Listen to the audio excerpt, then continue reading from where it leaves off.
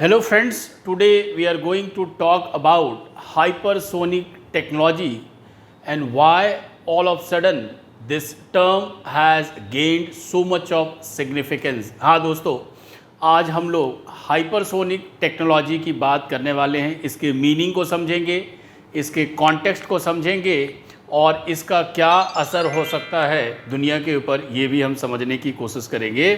तो आइए हम लोग समझने की कोशिश करते हैं व्हाट इज़ हाइपरसोनिक टेक्नोलॉजी। सबसे पहले हम ये समझते हैं कि इसका कॉन्टेक्स्ट क्या है। दोस्तों, इसका जो कॉन्टेक्स्ट है that is ongoing war between Ukraine and Russia और यूक्रेन के बीच जो युद्ध चल रहा है, वैसे में रसिया ने यूक्रेन के ऊपर एक हाइपरसोनिक क्रूज़ मिसाइल फायर किया और जिसकी वजह से यूक्रेन का एक बड़ा सा एरिया, अंडरग्राउंड एरिया डिस्ट्रॉय हो गया। और क्यों इसकी चर्चा इतनी ज़्यादा हो रही है? इस मिसाइल का नाम है किंजल मिसाइल, जिसका इस्तेमाल रसिया ने किया था। तो आइए पहले हम ये समझते हैं कि what is hypersonic technology. Hypersonic का मतलब होता है कि any object which travels faster than the Mach 5। तो इसका मतलब क्या है कि अब हम मैक 5 को समझें तो उसके लिए हमें ये समझना चाहिए कि व्हाट इज़ मैक स्पीड। तो जनरली जो फाइटर एयरक्राफ्ट हैं या मिसाइल टेक्नोलॉजी होती है, उसको हम मैक के सेंस में मेजर करते हैं, MACH। मैक का मतलब होता है speed of sound. Mach 1 is that is the equal to speed of sound. Mach 2 का मतलब twice the speed of sound. तो जनरली जो सुपरसोनिक फ्लाइंग ऑब्जेक्ट होते हैं उनको कहा जाता है कि वो साउंड की गति से ज़्यादा तेज़ गति से ट्रैवल करते हैं। इसीलिए जब आपने सुना होगा, कभी देखा भी होगा कि फाइटर प्लेन काफ़ी आगे निकल जाता है, फिर आपको उसकी आवाज़ सुनाई देती है, क्योंकि उसमें जो फाइटर प्लेन की गति है वो असल में साउंड के वेलोसिटी से ज़्यादा गति से वो ट्रैवल कर रहा है। तो अप टू मैक 5 स्पीड वाले ऑब्जेक्ट को हम लोग सुपरसोनिक ऑब्जेक्ट कहेंगे या सुपरसोनिक टेक्नोलॉजी कहेंगे। लेकिन जैसे ही ये मैक 5 से ज़्यादा होने लगता है, मोर देन मैक 5, देन इसे हम क्या कहते हैं?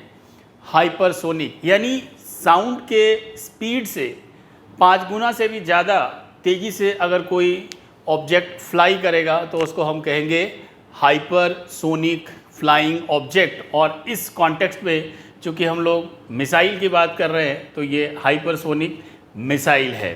अब हमने कहा क्रूज़ मिसाइल की एक खासियत होती है कि ये लो ऑल्टीट्यूड पर फ्लाई करते हैं, यानी ज़्यादा ऊंचाई पर नहीं जाते हैं, एटमॉस्फेयर के अंदर ही ये ट्रैवल करते हैं और इसकी वजह से ये ज़्यादा डेडली होते हैं और ये इनके डायरेक्शन को कंट्रोल किया जा सकता है क्रूज़ मिसाइल को।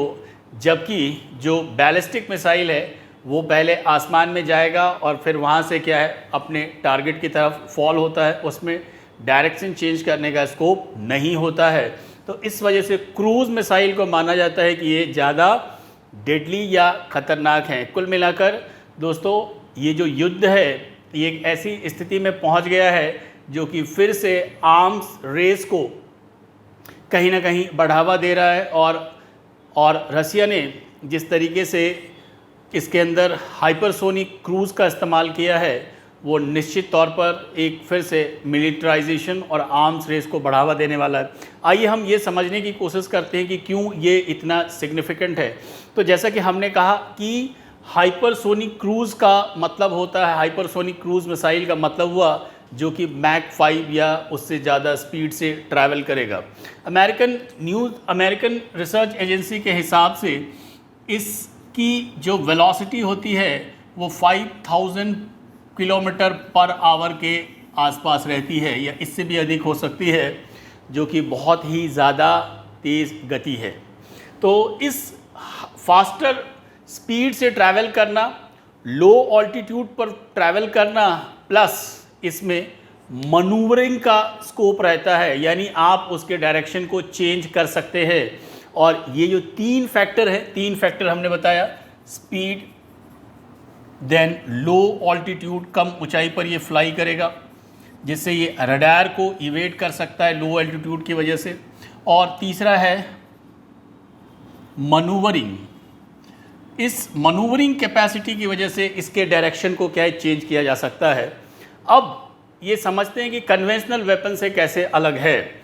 चूँकि यहाँ पे स्पीड हाई है, लो ऑल्टीट्यूड पे फ्लाई कर रहा है और मनूवरिंग कर सकते हैं, इसके दिशा में अपनी इच्छा के हिसाब से बदलाव किया जा सकता है। इसकी वजह से जो दुश्मन के रडार होंगे या जो उनका एयर डिफेंस सिस्टम होगा वो इनकेपेबल हो जाता है इस मिसाइल के सामने।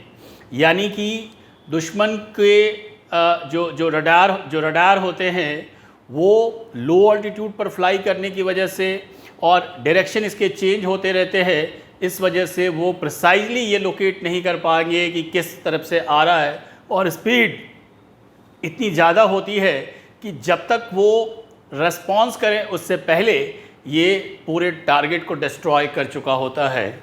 और इसीलिए कहा जा रहा है कि this will scale a new height in the warfare. कहने का मतलब है कि जो अभी युद्ध के मैदान में जो प्रैक्टिसेस थी उसको एक नई ऊंचाई पर ले जाकर ये स्थापित करेगा। और इस वजह से ये कहा जाता है कि ये एक डेडली वेपन है। और फिर से हम लोग आर्म्स मिलिटराइजेशन और हाई एंड टेक्नोलॉजी वॉरफेयर को प्रैक्टिस करने लगे हैं।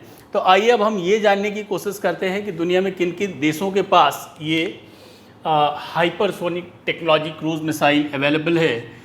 Number 1 is USA. यूएसए बहुत दिनों से, इनफैक्ट 1949 से यूएस के अंदर इसके ऊपर रिसर्च चल रहा है और यूएस काफ़ी एडवांस स्टेज में है, हालांकि उसने इसका डेमोन्स्ट्रेशन अभी नहीं किया है। ऐसा कहा जाता है कि 1949 में पहली दफ़ा यूएस ने हाइपरसोनिक क्रूज मिसाइल का परीक्षण किया था और तब इसने मोर देन 6 मैक का स्पीड अटेन कर लिया था और अभी उसकी कैपेबिलिटी कहीं ज़्यादा होगी।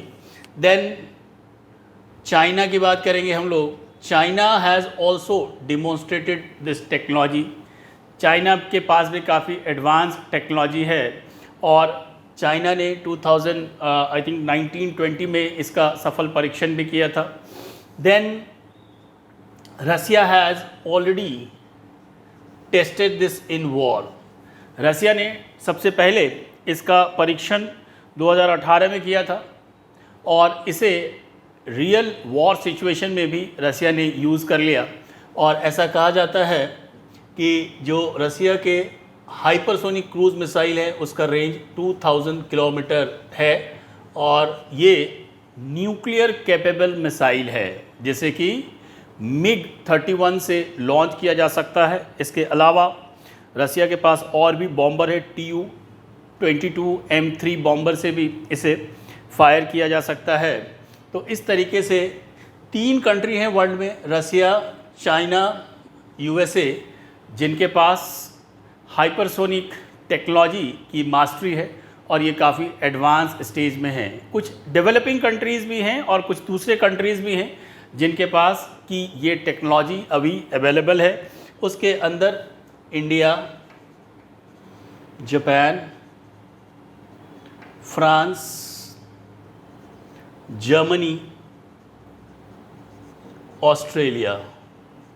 ऐसा माना जाता है कि इन कंट्रीज़ के पास भी ये टेक्नोलॉजी का जो कैपेबिलिटी है वो अवेलेबल है। अगर हम इंडिया की बात करें तो इंडिया ने ऑलरेडी इस टेक्नोलॉजी का परीक्षण कर लिया है और इसका नाम था इनफैक्ट इंडिया ने जून 2019 और सितंबर 2020 में इसका परीक्षण किया था हाइपरसोनिक क्रूज मिसाइल का।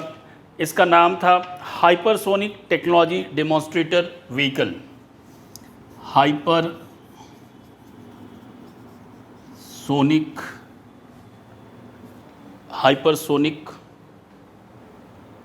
टेक्नोलॉजी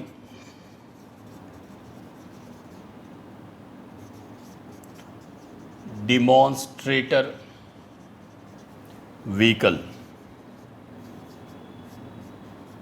HST DV, यानी इसका इस्तेमाल डुअल पर्पस से किया जा सकता है। यानी अगर हमें स्पेस के अंदर अपने रॉकेट को लॉन्च करना है लो ऑर्बिट में, तो भी इसका इस्तेमाल किया जा सकता है, या इससे हम मिसाइल भी लॉन्च कर सकते हैं, हाइपरसोनिक मिसाइल लॉन्च कर सकते हैं।